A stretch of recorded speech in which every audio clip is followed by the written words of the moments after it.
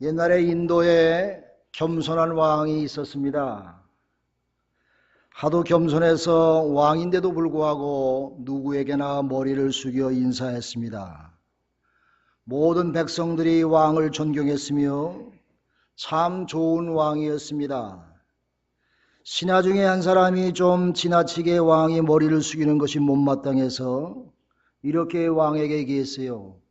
왕이시여, 왕은 이 나라의 지존이십니다. 머리는 몸에서 가장 중요한 부분인데 더구나 왕님께서 어찌 함부로 아무에게나 백성에게 머리를 숙이시나이까? 이렇게 하는 얘기를 왕이 듣고 고양이 해골, 말 해골, 사람 해골 셋을 주면서 너 이거 3개 가지고 나서 시장에 가서 팔아보라 그랬습니다. 사람들은 고양이 해골을 사갔습니다. 집에 걸어두면 쥐가 없어진다고 해서 사갔고, 말의 해골을 사갔어요. 말의 해골을 걸어두면 병에 걸리지 않는다고 믿어서 사갔고, 그러나 사람의 해골은 아무도 사가는 사람이 없었습니다. 그래서 왕에게 사람의 해골을 그냥 가지고 왔습니다. 그 모습을 보면서 왕이 신하에게 말하기를, 사람의 머리가 귀한 것은 그 머릿속에 착함과 의로움이 들어있기 때문에 귀한 것이지, 아무것도 없는 빈 해골은 아무 쓸데가 없어서 고양이 해골보다 못하며 말의 해골보다 못하느니라. 이렇게 얘기했습니다. 그러므로 여러분의 머릿속에 예수의 겸손과 사랑과 자비로움이 없으면 우리는 고양이만도 못하고 말보다도 못하다는 그런 말씀이 아니겠습니까? 우리가 종료주의를 맞이해서 늘 예수님의 겸손을 기억하고 겸손하여서 나귀 새끼 타신 예수님을 기억하고 거의 동일한 설교 말씀을 전합니다. 겸손하라고. 왜냐하면 겸손하기가 참 힘들기 때문인 것입니다.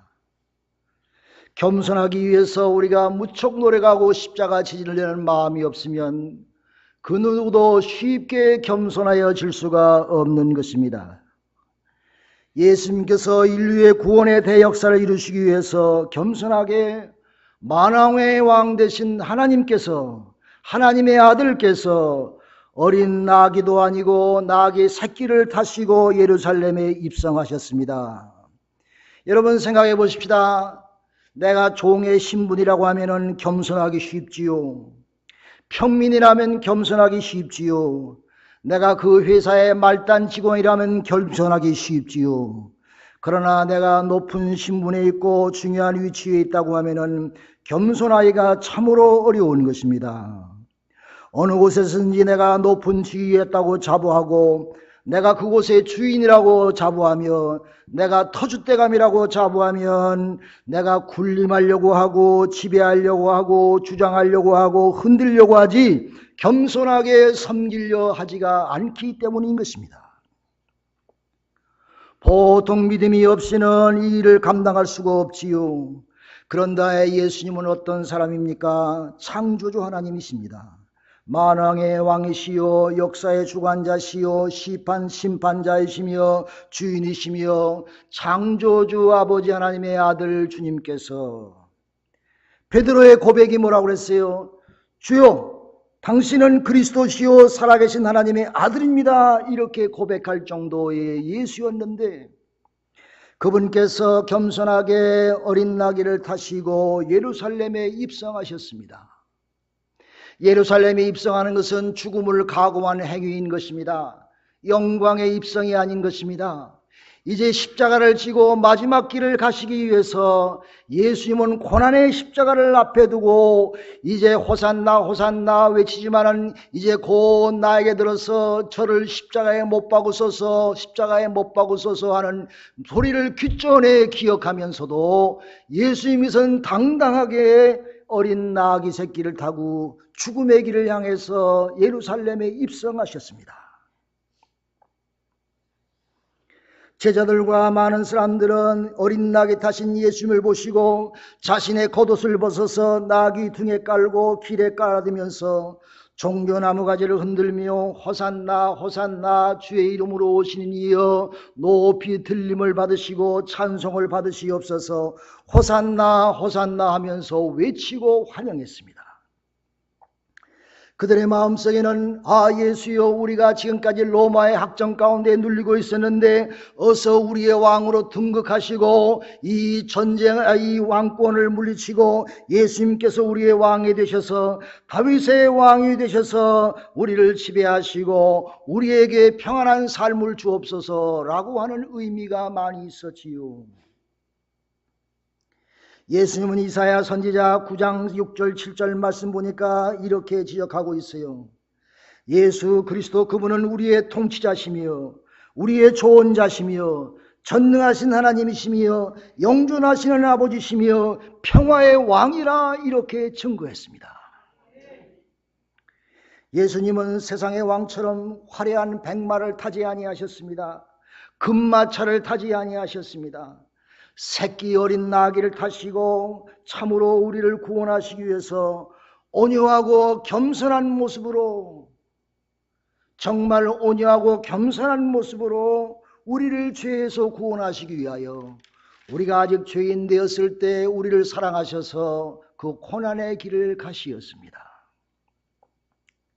스가랴 9장 9절의 말씀 보니까 시온에 따라 크게 기뻐할지어다 예루살렘의 딸들아 즐거이 부를지어다 보라 내 왕이 내게 임하시나니 그는 공의로우시며 구원을 베푸시며 겸손하여서 나귀를 타시나니 나귀의 가장 적은 것 곧 나귀 새끼니라. 주님이 탄생하시기 전 수백 년 전에 스가랴 선지자가 예수님의 예루살렘 입성을 미리 예언하셨습니다. 하루는 예수를 자기 등에 타는 이 어린 새끼 나귀와 멋있는 말과 대화를 하기 시작했대요. 말이 그 나귀 새끼에게 묻기를, 야 나귀야, 난 참 이해가 안 되는데 왜 그렇게 인기 좋은 예수님이 나의 말을 타지 아니하고 너를 탔다고 생각하느냐 나귀한테 물어봤어요. 나귀 새끼가 대답하기를, 글쎄 내가 생각해보니 예수님은 전쟁과 부의 상징인 너보다 평화와 겸손의 상징은 나를 통해서 중요한 메시지를 주시려고 하지 않았겠느냐 이렇게 대답했다고 합니다.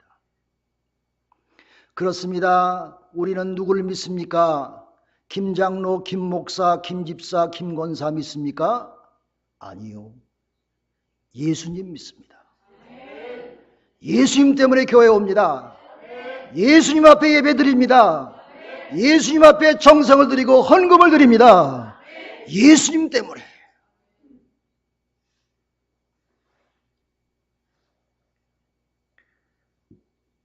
예수님께서는 겸손의 중요성을 강조하기 위해서 마지막 길을 나귀를 타고 들어가셨습니다. 예수님은 태어나실 때부터 낮은 자리에 말구 위에서 나시었지요. 마구간 냄새나는 곳에서 가난한 자의 자세로 목수의 가정에서 나시며 가난하게 사셨습니다. 사도 바울이 분명히 말했어요. 그는 근본 하나님의 본체시나 하나님과 동등됨을 취할 것으로 여기지 아니하시고 오히려 자기를 비어 종의 형체를 가지사 사람과 같이 되셨느니라. 아멘 합시다. 아멘. 마가복음 9장 35절을 보니까 누구든지 너희가 첫째자 되고자 하면 그는 모든 사람의 꼴찌가 되어서 모든 사람을 섬겨야 하느니라. 할렐루야. 할렐루야. 예수님은 냄새나는 제자들의 발을 씻겨 주셨습니다.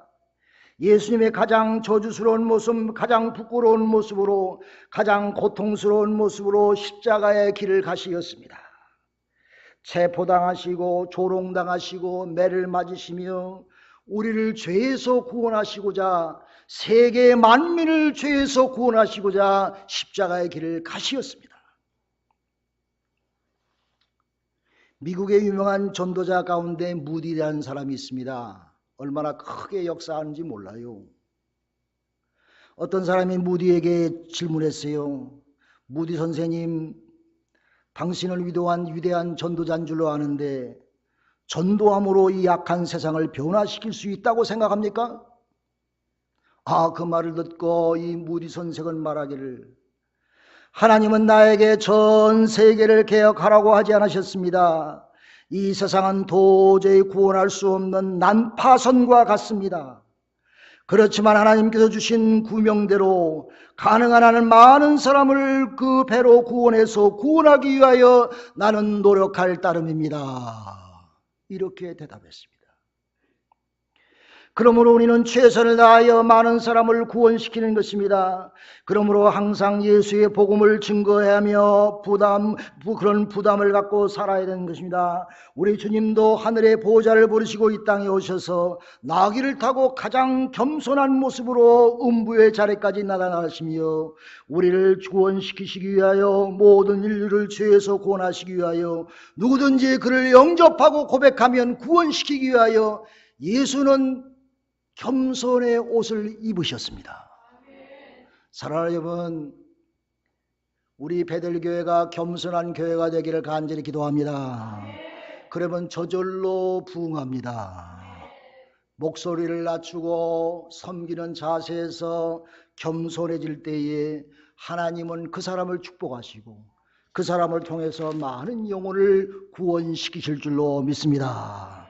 그러면 우리가 예수님께서 나귀 새끼를 타고 예루살렘으로 들어가신 그 모습 가운데 우리는 어떻게 해야 됩니까? 그냥 예수님이 했던 일이야 이렇게 제쳐놓습니까? 아닌 것입니다. 뭔가 우리가 거기서 배워서 우리도 주님처럼 겸손의 옷을 입고 이 땅에서 믿음으로 살아가야 될 줄로 믿습니다. 겸손을 배워야 되는 것입니다. 그러므로 우리는 첫째로 내가 신앙생활하면서 내 자신의 뜻이나 영광과 체면을 구하지 말고 오직 하나님 아버지의 뜻과 영광을 구하며 사시길 바랍니다. 예수님께서 겟세마네 동산에서 어떻게 기도하셨어요? 아바 아버지요, 모든 것을 할 수 있으나 내게서 이 잔을 거두어 주옵소서. 그러나 아버지여, 내 뜻대로 마시고 아버지의 뜻대로 하시옵소서. 예수님은 하나님의 뜻을 구했습니다. 여러분, 믿음 생활하면서 구원의 백성으로 하나님의 뜻을 구하고 사시기 바랍니다. 내 뜻을 구하지 말고 하나님의 뜻, 주님이 나를 통해서 원하신 뜻이 무엇인가 기도하며 깨닫고 그 뜻을 위하여 여러분 짧은 인생을 보람있게 사시기를 간절히 기도합니다. 여러분, 우리에게 야망이 있습니까? 우리에게 비전과 꿈이 있습니까? 우리 믿는 사람은 야망이 없습니다. 야망은 믿지 않는 욕심 많은 사람이 갖고 있는 것이 야망입니다. 야망과 비전과 꿈은 다른 것입니다. 야망은 자기 뜻을 이루고 자기가 영광을 받으려고 하는 것입니다. 그게 야망입니다. 그러나 비전은 하나님이 우리에게 주신 인생의 목적과 뜻이므로 하나님께 영광 돌리는 것을 갖는 것이 우리의 비전입니다. 그러므로 우리는 믿는 이로 하나님의 백성이기 때문에 여러분, 우리는 세상 사람이 아니에요. 오해하지 마세요. 우리는 세상 사람이 아닙니다. 우리는 예수 믿는 그리스도인입니다. 하나님의 거룩한 백성입니다. 우리는 성도입니다. 그러므로 우리는 야망이 없습니다. 비전만 있습니다. 야망은 자신의 유익을 위하여 남을 이용하는 사람입니다. 남을 이용해서 힘을 형성해서 자기의 야망을 이루기 위해 가는 것이 야망입니다. 그러나 꿈이라고 하는 것, 비전이라는 것은 하나님의 뜻을 이루기 위하여 내가 섬기는 삶인 것입니다. 그것이 우리의 비전이요 우리의 꿈인 것입니다. 그러므로 우리가 살면서 내가 교회에 있든지 밖에 있든지 직장에 있든지 어디 있든지 가정에 있든지 내 야망과 욕심을 이루려 하지 말고 하나님의 꿈과 비전과 하나님의 뜻을 이루기 위해서 여러분의 인생의 목적을 걸으시길 바랍니다. 여러분이 어떤 일을 하든지, 내가 직장에서 일을 하든지, 내가 청소부의 일을 하든지 내가 어떤 일을 하든지 어떤 회사의 회장이 되었든지 내 모든 하는 것은 하나님의 뜻을 이루기 위한 데에 목적을 두고 내가 살아갈 때에 우리의 삶이 복된 삶이 될 줄로 믿습니다. 그것이 예수님의 겸손의 옷입니다. 두 번째로 우리는 모든 일에 충성하되 자기가 자랑하나 자신을 내세우지 않기를 바랍니다. 누가복음 17장 10절에 보니까 이와 같이 너희는 명령받은 것을 다 행한 후에 이르기를 우리는 무익한 종이라 우리가 하여야 할 것을 한 것뿐입니다 라고 할지니라 그랬습니다. 아멘 합시다. 아멘. 우리는 무익한 종이라. 내가 아무리 큰 일을 했을지라도 무익한 종이라. 내가 어디서 어떤 일을 했을지라도 하나님 나는 무익한 종입니다 라고 하는 그런 고백이 있을 때에 여러분 삶에 원망과 불평이 없고 감사와 기쁨이 넘치게 될 줄로 믿으시길 바랍니다. 여러분 모세가 왜 훌륭합니까? 모세가 42년 동안 이스라엘 백성을 광야에서 인도했습니다. 광야에서 인도하면서 모진 고난을 받았지요. 모든 원망과 불평을 백성들로 받았지요. 돌팔매질도 받을 뻔했어요. 그런 고난의 길, 고통의 길을 40년 동안이나 일해서 이스라엘 백성을 가나안 땅 앞에까지 인도했어요. 이제 들어가면 돼. 얼마나 모세가 들어가서 참 영광을 받고 아주 기뻐하고 싶었겠어요. 인간의 마음으로. 그러나 하나님은 모세가 가나안 땅에 들어가는 것을 허락지 아니하였습니다. 모세야 모세야 두보산에 오르라. 모세는 두보산에 올라서 하나님이 모세를 그냥 취하셨던 것입니다. 모세는 가나안 땅의 영광을 보지 못하고 갔습니다. 모세는 모진 고통과 고난 가운데 40여 년 동안 주님의 종으로 일했고 그는 가나안 땅의 영광과 축복과 기쁨을 맛보지 못했던 것입니다. 성경은 분명히 우리에게 말하기를 민수기 12장에 보니까 이 사람 모세는 온유함이 지면의 모든 사람보다 승하다 했습니다. 모세가 하나님을 만나기 전 40년 광야 생활하면서 훈련받기 전에 그는 살인자였습니다. 왕자로서의 야망을 갖고 살던 사람이었습니다. 그러나 그가 광야 40년 동안 주님을 만난 이후에 자기의 야망은 없어지고 하나님의 뜻이 나의 뜻이 되어서 하나님 앞에 영광 돌리며 이 땅에서 가장 온유하고 겸손한 삶으로 많은 사람들에게 칭함을 받게 되었습니다. 할렐루야, 할렐루야. 사랑하는 여러분 달란트 비유를 잘 아시지요? 주인이 달란트 비유 가운데 말하기를 충성된 종아 이렇게 하지 아니했어요. 착하고 충성된 종아 그랬습니다. 그러므로 착한 것과 충성된 것은 같이 따라다니는 것입니다. 하나님께 내가 충성하면서 봉사하고 대접하며 무엇을 하든지 간에 원망과 불평이 없이 하려면 착한 마음이 있어야 됩니다. 여러분 착한 성도들이 되시기를 간절히 기도합니다. 하시하고 독한 성도가 아니라 착하고 겸손하고 온유해서 하나님께서 착하고 충성된 종아 이렇게 칭찬하는 여러분과 제가 되기를 간절히 소원합니다. 그러므로 우리가 하나님의 충성되어야 할 때에 내가 착한 마음으로 할 때에 그것이 복이 되며 그것이 축복이 되며 그것이 하나님께 영광이 되며 우리의 삶에 기쁨이 넘칠 줄로 믿습니다. 여러분 웃는 사람은요 암에 안 걸린대. 잘 웃는 사람, 즐겁고 해피한 사람은 암에 안 걸린대. 그런데 하시하고 이런 사람은 힘들대요. 우리 베델의 성도들은 그런 사람 없지. 제가 설교하면 이 권사님 잘 웃잖아. 여러분 늘 웃고 감사하고 기쁘게 사는 여러분과 제가 되기를 간절히 기도합니다. 잘 웃는 사람, 얼굴이 찡그리지 아니하고 해처럼 밝아오는 사람, 그 사람이 건강하고 영육간에 하나님의 축복 속에서 살아가는 하나님의 귀한 백성인 줄로 믿습니다. 그러므로 우리는 주님과 함께 낮아질 줄 알고 겸손할 줄 알고 섬길 줄 알아야 됩니다. 만왕의 왕 되신 예수님께서 나귀를 타고 가신 것처럼 우리도 그처럼 해야 되는 것입니다. 예수님께서 그랬어요. 인자가 온 것은 섬김을 받으려 온 것이 아니라 도기려 섬기려 하고 자기 목숨을 많은 사람의 대속물로 주려 함이니라 그랬습니다. 찬송은 곡조 있는 설교지요. 주 달려 죽은 십자가 우리가 생각할 때에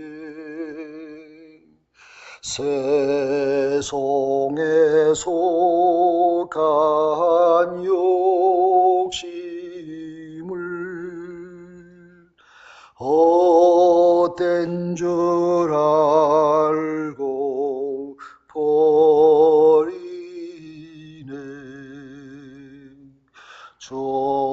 적으신 구주밖에는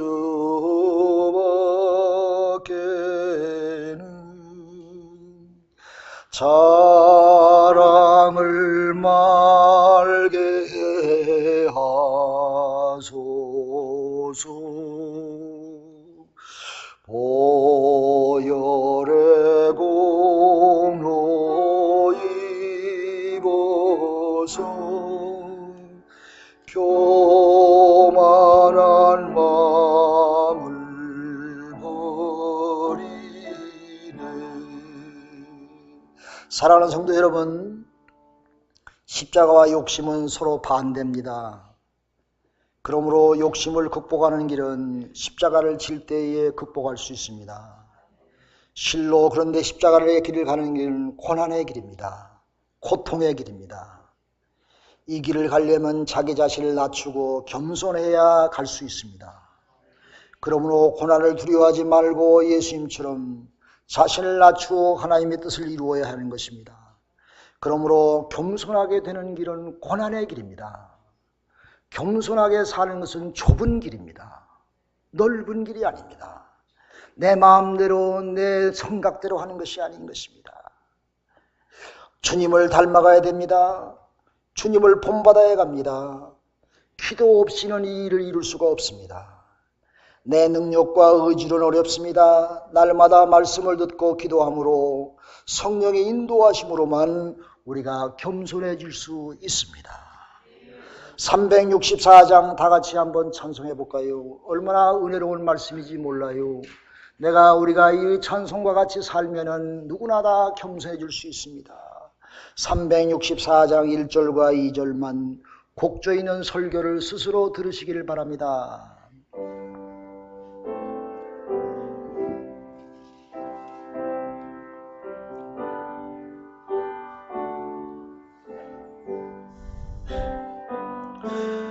내 주를 가까이 하게 하고 십자가 짐 같은 고생이라 내 일생 소원을 늘 찬송하면서 주께로 나가기 원합니다. 내 고생하는 것 옛 야곱이 돌베개 베고 잠갔습니다.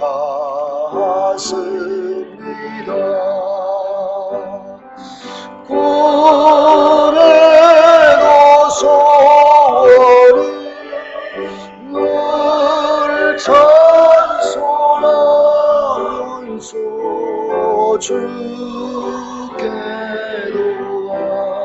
나가기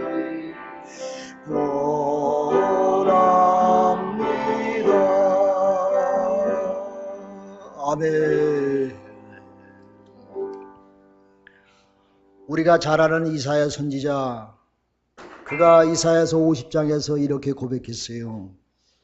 하나님, 내가 겸손한 모습으로 살기 위하여 내가 거역지도 아니하게 하시고 뒤로 물러가지도 않게 하옵소서. 나를 때리는 사람들 앞에서 내 등을 내가 맡길 수 있게 하시고 나의 수염을 뽑는 자에게서 내 땀을 돌리지 않게 하시며 수욕과 침뱉음을 피하려고 내 얼굴을 내가 가리우고 피하지 않게 하여 주옵소서. 주 여호와여, 나를 도와주소서. 그렇게 기도했어요. 하나님이 도우셔야 됩니다. 하나님이 함께 하셔야 됩니다. 그래야 교만이라는 장애를 극복하고 겸손하게 해줄 수 있습니다. 우리 모두 주님 앞에 엎드려 기도해야 되는 것입니다. 우리 모두 겸손한 자리에 서십시다. 여러분, 벼라는 것도 익으면 고개를 숙이지 않습니까? 낮은 땅에만 물이 고이게 되는 것입니다. 낮아져야 복이 임하게 되는 것입니다. 내가 머리를 숙였다고 해서 내가 잘못된 것이 아닌 것입니다. 오히려 익은 벼가, 성숙한 벼가 머리를 숙일 줄 아는 것입니다. 겸손은 주님처럼 욕을 당하시되 맞대 욕하지 아니하시고 고난을 당하시되 위협하지 아니하시고 십자가를 지고 가는 생활인 것입니다. 그런데 이 겸손하면 복된 일이 많이 생긴다고 성경 곳곳에서 우리에게 축복하셨습니다. 베드로전서 5장 5절 6절 보니까 이렇게 말하고 있지요. 젊은 자들아, 이와 같이 장로들에게 순복하고 다 서로 겸손의 의로 허리를 동이라. 하나님이 교만한 자를 대적하시되 겸손한 자들에게는 은혜를 주시느니라. 그러므로 하나님의 능하신 손 아래서 겸손하라. 때가 이르면 하나님이 너를 높여주시리라. 할렐루야. 주님께서 축복하셨습니다. 그러므로 겸손한 자는 최후의 승리를 얻는다고 하는 말씀인 것입니다. 마태복음 5장 5절도 보니까 온유한 자는 복이 있나니, 다시 말해서 겸손한 자는 복이 있나니 그들이 땅을 기업으로 받을 것이며, 할렐루야, 복을 받는다는 말씀입니다. 잠언서 29장 23절에도 보니까 사람이 교만하면 낮아지게 되고 마음이 겸손하면 영예와 축복을 받느니라. 할렐루야. 그러므로 우리가 겸손하는 것은 하나도 손해가 되는 것이 아닌 것입니다. 하나님이 결코 우리를 내버려두지 아니하시고 우리의 삶을 복되게 하시며 우리의 기업을 복되게 하시며 우리의 많은 것을 축복해 주실 줄로 믿습니다. 여러분, 어려워하지 마세요. 힘들다고 생각하지 마세요. 마태복음 5장에 보면 우리에게 이렇게 말씀하지 아니하세요. 너희가 나로 말미암아 너희를 욕하고 박해하고 거짓말로 너희를 거슬려 모든 악한 말을 할 때에는 너희에게 복이 있나니. 복이 있대. 복이 있나니. 기뻐하고 즐거워하라. 하늘에서 너의 상이 큼이라. 너의 전의 선지자들도 이같이 박해를 당하였느니라. 사랑하는 여러분, 우리가 주님 바라보면서 겸손하여서 나귀 새끼 타고 가신 예수님, 여러분도 그렇게 사셔서 하나님의 축복의 역사가 우리 베델의 온 성도들에게 임하시기를 주님의 이름으로 축원합니다. 기도합시다. 하나님